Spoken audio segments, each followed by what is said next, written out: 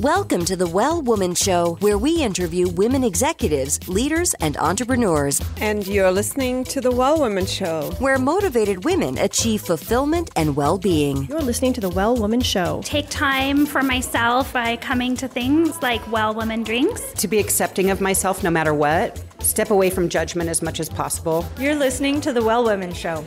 You're going to be in for a good ride. I don't regret anything. Everything I've ever done, I've learned from it, one way or another, good or bad. Being a little bit selfish for yourself, put your own oxygen mask on first and then give what's left. I'm a woman. I would prefer to tell my own story. My story, though it's very personal, is universal. You're listening to the Well Woman Show. And now your host, Giovanna Rossi. Hi, Giovanna Rossi here, and welcome to another episode of The Well Woman Show, where I interview women leaders, executives, and entrepreneurs about their lives and their road to becoming and being who they are today. Are you at the top of your game professionally, but feeling burned out, or finding it hard to focus on your goals, or unfulfilled personally? Or are you in transition, simply juggling so many things you find it hard to take care of your own needs? Well, you're not alone.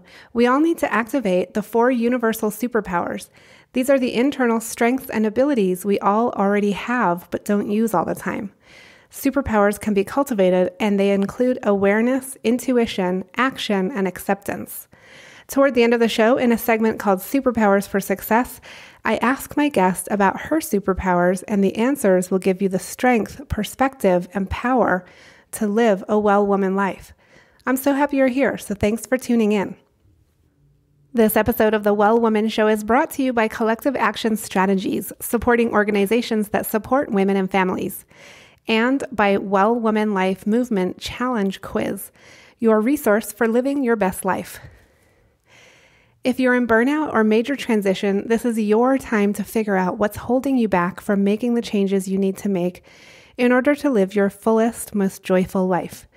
The cause of all of our challenges, personal or professional, can actually be rooted in the lack of internal superpowers and or external supports.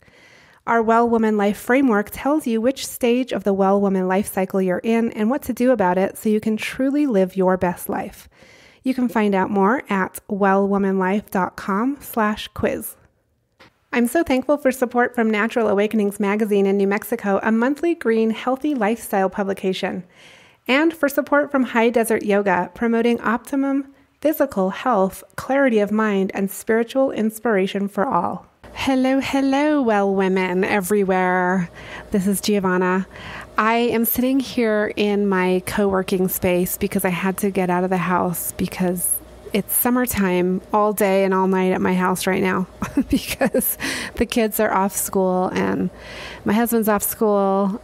He's a teacher, and they're just like playing and goofing around all day long and all night long, which is awesome, except that I can't get any work done. So I have this fabulous little co-working space, and actually I'm the only one here right now. So there's a pretty loud cooler, so I don't know if you can hear that in the background.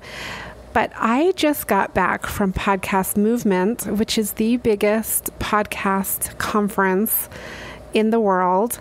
There are other podcast conferences around, but I believe this is the biggest one, and I've been going to it since 2015. This year I was a speaker, so that was super fun and exciting.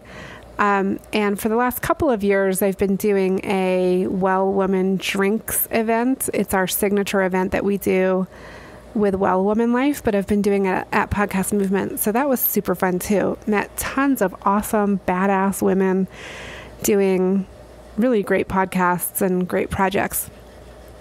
So I'm back in New Mexico and just getting settled long enough to then leave again to go to Atlanta at the end of the week to go speak at the U.S. Breastfeeding Conference. So that will be fun. That'll be just a short trip, just kind of in and out to do that. I'll have the chance to see a very good old friend of mine. She's going to take me to a swanky restaurant, and we're going to dine and be merry. Anyway, I wanted to let you know that, let's see, our website is up and running for ticket sales for the Superpower Retreat now. So if you haven't checked it out, definitely head over to wellwomanlife.com/retreat and take a look at it. It's September 9th and 10th. We are doing a full day deep dive into your superpowers and your life and how to know which stage you're in of the Well Woman life cycle and what to do, what tools to use to move through that stage so you can get into the flow stage, which I'm sure you've all experienced, but we don't always stay in flow. We often move into burnout or transition, and it becomes really difficult to get back into flow where everything seems to, tick along and we achieve our goals and feeling good and all of that. So definitely want to share this amazing retreat with you, September 9th and 10th. We're partnering with the Business Journal here to bring you the Leadership Summit on the 10th. So you get to go to both events. It's at a beautiful venue. So check it out, wellwomanlife.com/retreats. I think it's retreats, plural, wellwomanlife.com/retreats. And today on the show, we're talking about integrating and applying traditional knowledge with Nicolle Gonzales. And Nicolle is a Navajo woman who is trained as a nurse, and she has a master's degree in nurse midwifery. She has basically been practicing traditional healing. It's been a part of her life as a Navajo. And she attributes her accomplishments to the many prayers and ceremonies done on her behalf as she was growing into the woman she is today. While obtaining her graduate education, she realized that her traditional healing practices and philosophies about quote-unquote health and wellness were really vital to the care she was providing as a nurse midwife. And so she says that it is with this deep understanding and respect for our way of life as Indigenous peoples that my worldviews are based on and are reflected in the projects I participate in. And her primary goal is, as a nurse midwife, is to keep birth sacred and in Native communities by integrating and applying traditional knowledge. So this is a fascinating conversation with Nicolle Gonzales, how she uses traditional practices in her practice as a nurse midwife, and some really amazing things she's doing in the field of nurse midwifery. So we talk a lot about supporting women to be who they are and supporting women on their own terms in this interview. And when we get to the superpowers for success, she shares some really, really deep, interesting things with the audience. So definitely want you to listen towards the end when we do the superpowers for success. And without further ado, here is my interview with Nicolle Gonzales. Welcome to the program, Nicolle. Hi, it's nice to be here. Nicolle, as we heard in the introduction, you have many credentials as a health care provider and a nurse. Can you also introduce yourself the way that you introduce yourself in Navajo? Yeah, I usually when I'm visiting with my community, I would say she Nicolle Gonzales Nishin, do Tachii'nii Bashishchin is Naasht'ezhi Naasht'ezhi Dishinale. and I live in San Ildefonso Pueblo with my husband and 3 children. Okay, great. Wonderful. Beautiful.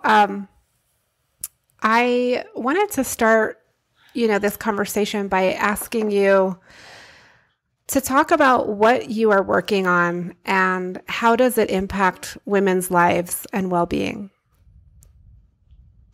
So I'm actually the founder and executive director for a nonprofit called Changing Woman Initiative. And we are working on the nation's first Indigenous woman-led birth center and wellness center to be built on Native American tribal land. And our hopes for this space and this building and this work that we're doing is to address a need to integrate cultural, traditional knowledge around childbirth, pregnancy, and mothering, as well as parenting.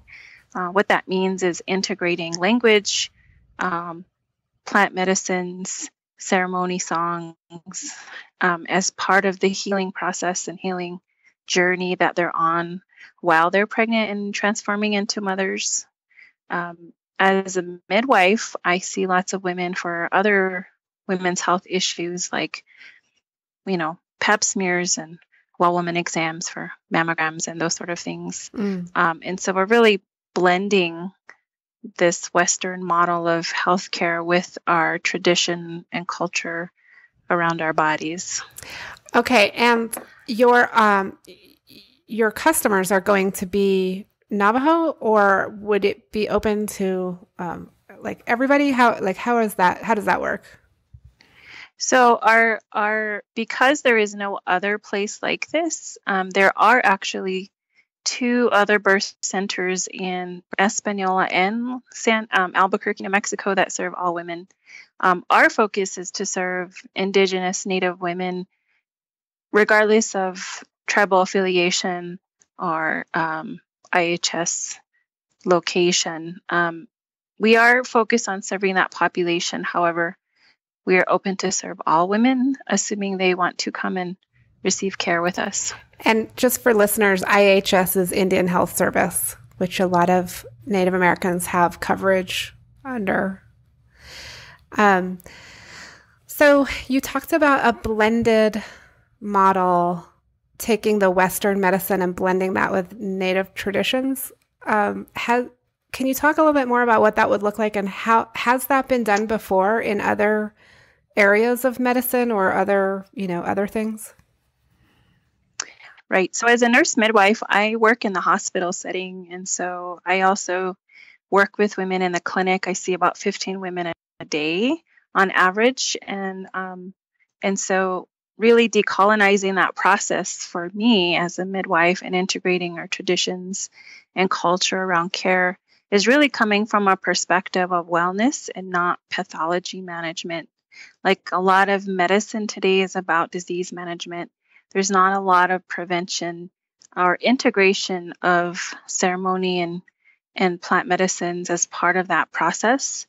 And so a lot of times an issue I run into in the hospital setting or in the clinic setting is I just don't have time with women to talk about their nutrition and to talk about integrating ceremony. And, what that looks like would be a thorough assessment of kind of the resources they access already or need.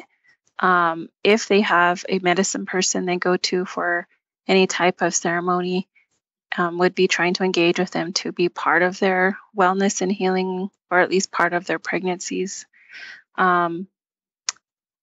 And there are plant medicines that are indigenous to our communities that support our health already, but not everybody's aware of them. And so reintegrating that type of information into their care is not done in a clinical setting right now, because a lot of the clinical setting is, you get a 15-minute visit with me maybe, and there's pharmaceuticals, and of course there's guidelines about what can and can't be shared in that space.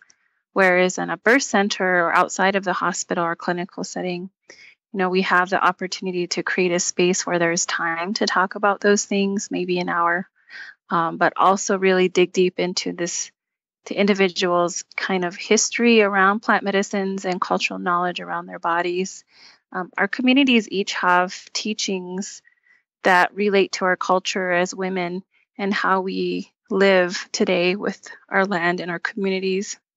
And so going back to those teachings and those ways of life is kind of the basis of our care and what we're building it around. Historically, there's lots of information and research about our pathology, meaning hypertension, diabetes, obesity, high pregnancy rates, teen pregnancy.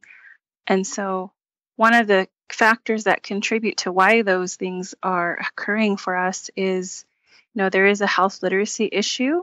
So there's not a lot of explanation for things being done to us or education about medications. A lot of how we've learned has been through storytelling and talking circles. And so we're using that framework to educate women about their bodies and about their pregnancies, but looping in the traditional knowledge that's already there from their communities as a way to teach them how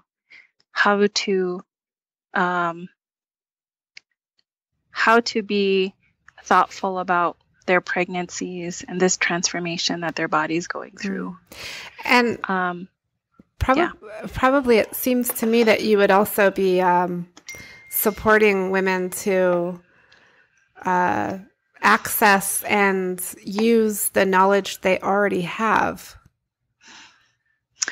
Right. So that would be part of kind of our initial engagement with them about what they know and what they have already. Obviously, we're going to serve multiple tribal, native, indigenous families, not just indigenous to New Mexico, but other communities outside of New Mexico. And the traditions around birth and pregnancy and motherhood are all somewhat different. And so we're really creating a space that even if there's things we don't know, that they can bring those elements into their care without limitations that one might have in a hospital or in a clinic setting. And that would be, time, understanding. For instance, smudging and cleaning a space with cedar, sage, or sweetgrass is a common thing that we would do before we would birth a baby. And so it's hard to do that in a hospital if there's oxygen and there's smoke, and then there's a lot of requests to bring these elements into that space. So the space that we're creating is you wouldn't necessarily have to ask permission. That would be the normal. Also, there's a lot of permissions being asked in general in a clinic hospital setting. I hear women ask to go to the bathroom. Can I get out of bed? If you're really in your birth space, you don't necessarily have to ask permission. You just get up and move as you need to. And so we're trying to create a more comfortable space for women and families so they don't have to ask permission. It's their space. So I mean, there's a whole movement of birth, like a birthing movement. I don't know exactly what it's called, but I know I've talked to women who are really working to change some of the norms inside Western medicine. But what you're doing is even further and deeper work, which is to really bring it back to your community. Right. And so if you think about the things that contribute to our outcomes around pregnancy and just health-wise, like as I mentioned, statistically, Native women have diabetes, hypertension, obesity, but we also have a long history of food insecurity. And so what would it look like? What would our health look like if we actually address those health issues from a community level? For instance, we're starting to work with local Native farmers to bring fresh produce to the women during their pregnancy so they can have fresh produce from their land, but also cooking education, integrating traditional diets that would prevent them from being obese and diabetic, which is a very different diet than what we have today. And so there's that integration piece, but also, naming of our body parts, our uterus, our ovaries, those are named by men of history. That's historically science. If you define or name it, then it comes after your name. But traditionally, we have Native names for our body parts. And so integrating that knowledge again so that they acknowledge their bodies as being a sacred body life and not just biology and tissue. And so, Nicolle, how much demand for your services, is there? Because I imagine that a lot of women will really look forward to doing this. And then there might be some women who, might be fearful or something of not doing it the way that they've always been told to do it, even though that's not actually the best way. Right. So generally, there's definitely a type of woman who would access and decide to birth outside of hospital. Traditionally, Native women actually make up less than 1% of the population who access birth services outside of hospital and birth center. Part of that is cost related. The other part is like their concerns about safety. So part of the work that we're doing now is establishing the stories and the relationships with our community that, the work that we're doing is safe and would be a good thing for them. Yeah. But, there really isn't a comparison they have to what they have through Indian House Service or through a medicalized birth pregnancy journey they would get at a hospital. So there is a saying in some of the literature I read about Native women's health is, all we've ever had is Indian House Service. And so what does healthcare look like on our terms? Yeah, exactly. So where are you in the process of building the birth center, and how is that going? Like, how's the funding? When do you expect to open, and all of those kinds of details? Well, despite some of the amazing support we've gotten in the last 3 years since I started doing this work, it's an amazing amount of work. I mean, it's amazing for me to say this is groundbreaking and we're the first. But the other side of being the first is creating every part of that process leading up to the opening of the center. So one aspect is trying to train Indigenous midwives to work alongside me. I'm only one of 20 Native American nurse midwives in the whole country. Wow. And so I have to actually train another Indigenous midwife to work with me at the center. And the plan is to open a school or some sort of training fellowship so that we can increase the number of Indigenous midwives working with us, but also serving their communities. That's one. Two is we're actually in the middle of program development to serve the women on their terms, meaning we've had talking circles with 8 of the Northern Pueblo communities about birth and pregnancy, tradition and culture, plant medicines, and lactation. And it's been a really good dialogue we've had with community about what their ideas of what their healthcare could look like for them, but also the work we still have to do to create a program that supports them where they're at. And so that's happening right now. There is also the challenge of building a birth center on tribal land, which is many challenges because it's government property. We still have to work with a tribe to lease the property to us and then decide on who's going to own the land versus lease it to us. We do have some backers interested in funding the building, which is going to be $7 million. But we're still working that relationship with the tribes. And the interesting thing is that the tribes that we're looking to build this place on are all in different stages of development. Some of them haven't zoned their land. Some don't have access roads. Some have water issues. And so we're really looking for a place that already has the infrastructure to manage a building like this, meaning clean water and electricity and sewage and access roads. And so it really feels like a third world project because we're having to think about all those things. And people always ask me, wouldn't it be easier just to build on private property, like Santa Fe?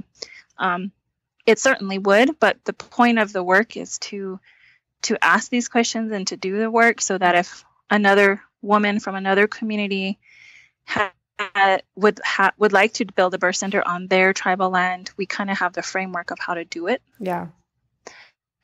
And so that's one aspect of it. We still have a goal of opening in 2019 in the fall, but we're still in negotiations, introductory negotiations with several of the Northern Pueblo tribes right now about building this space on their land. The support has been really positive. Everybody wants it. It's just a matter of what's the best place for it. Yeah.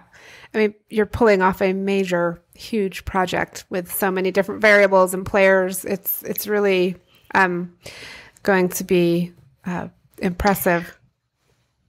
And we have different fundraising happening simultaneously for the building, for an Indigenous fellow, to even now transition. Right now I'm in transition to opening a one-day clinic in Powake, where I will see women 1 day a week, as well as transitioning to home birth. I get lots of requests from Native women in Santa Fe, Albuquerque, the Navajo Reservation, Taos, to attend their home births. I just don't have the capacity working in a hospital to do that right now. So that's in the works. Oh, wow. But also we are setting up an MOU to work with Esperanza Shelter in Santa Fe to provide women's health care to women in the shelters because they're not able to access health care the same way as everybody else can. Right. And so we have some big projects. We're raising funds now in the next couple of months so that we can start to do the work that we have set out for us. So the end project is the birth center, but there's all this other work leading up to it. Yeah, exactly. Well, Nicolle, I want to move us on to the segment called Superpowers for Success to really talk to you about your leadership and you as a woman and as a leader. So the first question I want to ask you is, what does success in life mean for you? Success in life for me means my community gets its needs met through the work that I'm doing. Okay. And when did you know you were really good at what you do? Oh, I don't think there's a defining moment that I'm like, I'm the best at what I do. I feel like the skills and the knowledge are evolving always with each encounter, each challenge. I wouldn't say I'm the best, most qualified person to do this work. I feel like our communities are full of resource experts in their own right, and I acknowledge that in them. I tend to think placing myself in an expert position is kind of a sign of patriarchy where I'm above everybody, and I don't see myself that way. Yeah, so maybe not seeing yourself as better than, but just when did you personally, Nicolle, feel that you were like really good at what you're doing, and which helps you build the confidence and the resources and the planning to take on what you're taking on?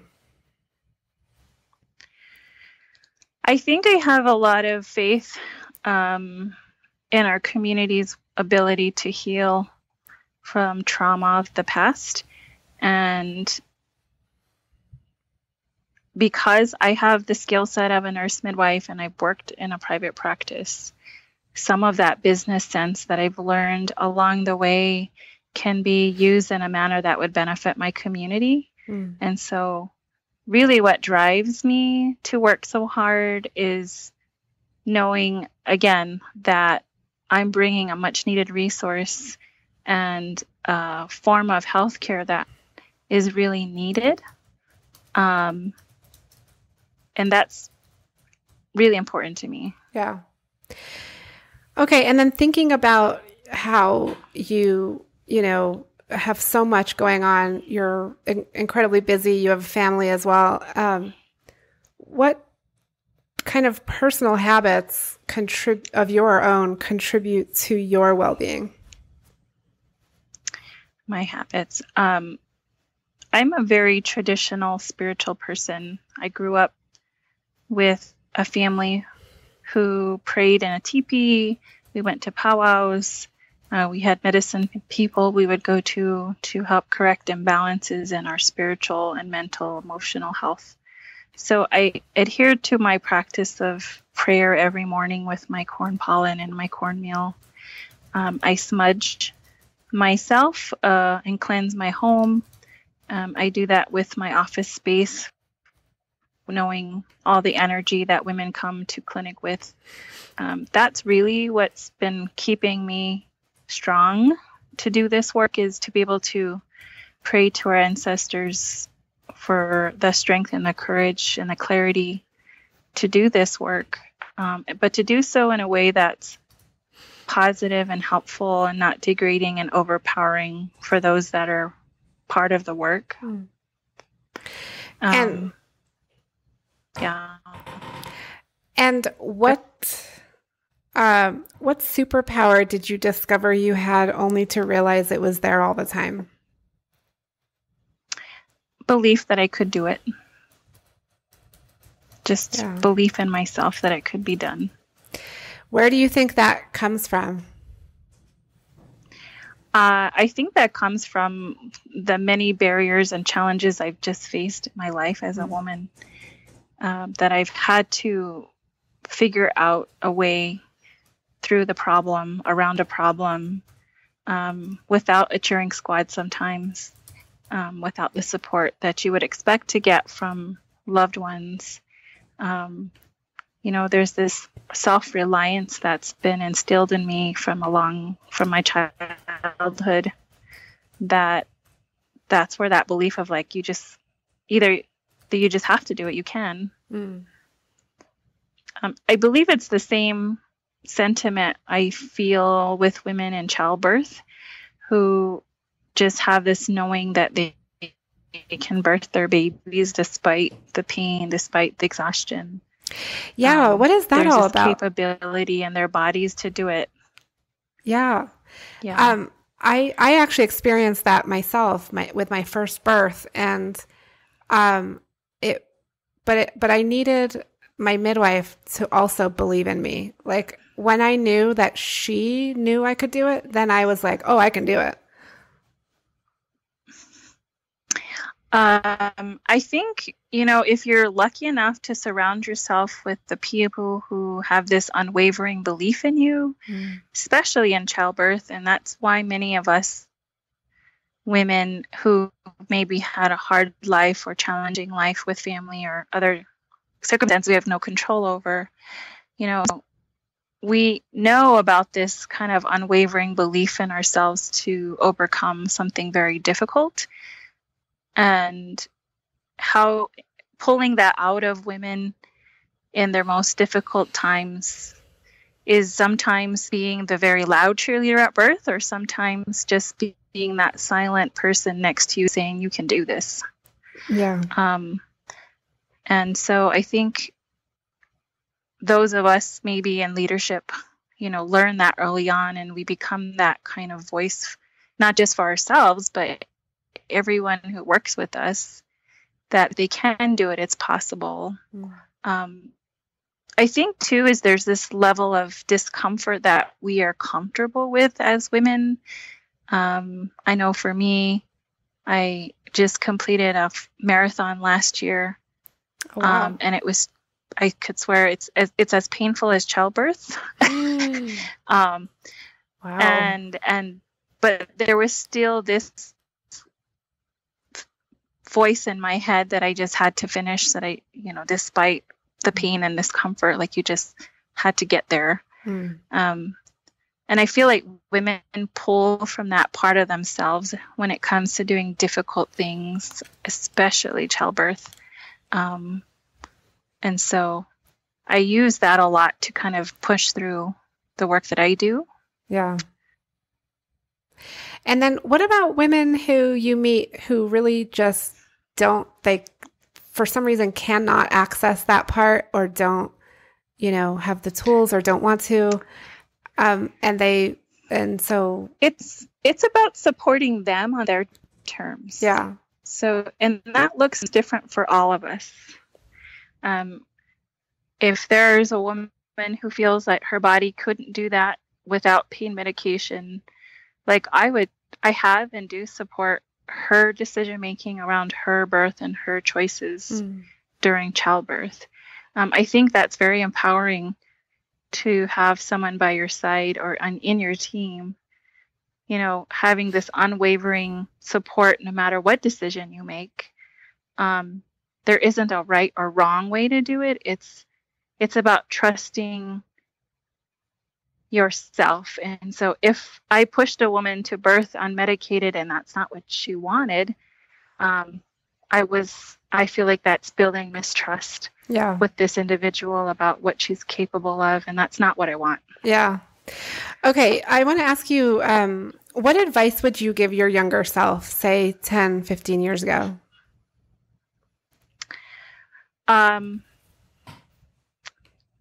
I would give myself advice that have the courage to stand up for yourself and make the decisions that make you happy and don't apologize for that.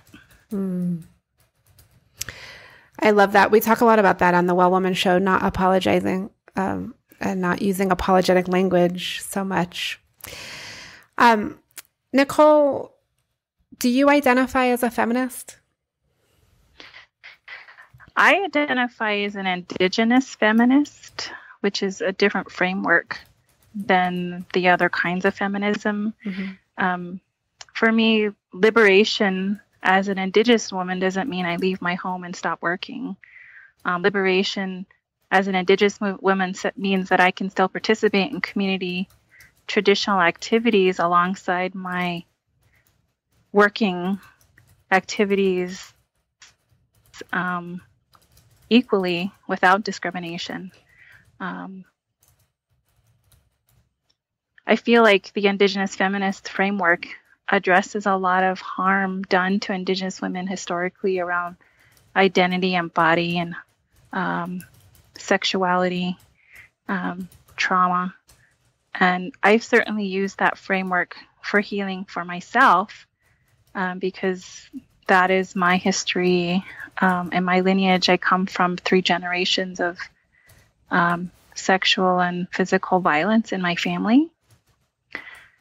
And so being able to understand why those things happen and recognizing that I'm not a victim, nor am I a survivor, but rather an individual for this strong need to thrive and survive and be authentically who I was meant to be before the harm was done is kind of what I seek. And it sounds to me, and maybe you can elaborate on this, but it sounds to me that you're actually using the Indigenous feminist framework for your work now, for your birth center. Yes. There is a lot of Native women who experience trauma and are re-traumatized as they become mothers. And so working with them in a way that understands their history and respects who they are at that time, not pushing a healing framework that they're not ready to accept, is really paramount into building trusting relationships with them. I mean, ultimately, it's their end goal to be whoever they are striving to be through their pregnancy and their mothering. And there's already a lot of criticism in our societies about what kind of women we have to be or should be or be ashamed to be. And so, again, it's supporting women to be themselves on their terms. Yeah. Okay, final question for you. What are you reading right now? What's on your nightstand? I'm actually reading several books, but right in front of me, I have this one called We Are Dancing for You. It's a Native feminism and the revitalization of women's coming of age ceremonies by Kucha Risling Baldy. Okay.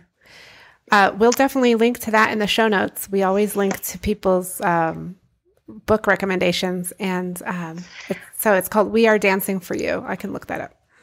Yeah. Yeah, I read a lot of books. I like to read. But really, the scholarship of Indigenous feminism is probably one of my favorite topics. I love it. Okay. I'm writing it down. Nicolle, it's been such a pleasure speaking with you today. I want to thank you for being on the program. Yeah. Thank you for having me. That's it for our show today. Remember, if you need support to live your Well Woman life, head over to wellwomanlife.com/Facebook to join us. Our monthly live event, Well Woman Drinks, brings women together to share our successes and challenges as women, leaders, moms, aunts, sisters, and all the other roles we carry. If you'd like to attend a Well Woman Drinks near you, or if there isn't one in your city yet and you'd like to start one, email info@wellwomanlife.com. If you enjoyed the show, please take a moment and subscribe in iTunes and leave a review. This helps raise visibility, which is super helpful when it comes to producing the show every week. For feedback, comments, or just to let me know you were listening today, find me on Facebook, Twitter, and Instagram @WellWomanLife. I'm Giovanna Rossi for The Well Woman Show. Until next time, have a super powerful week.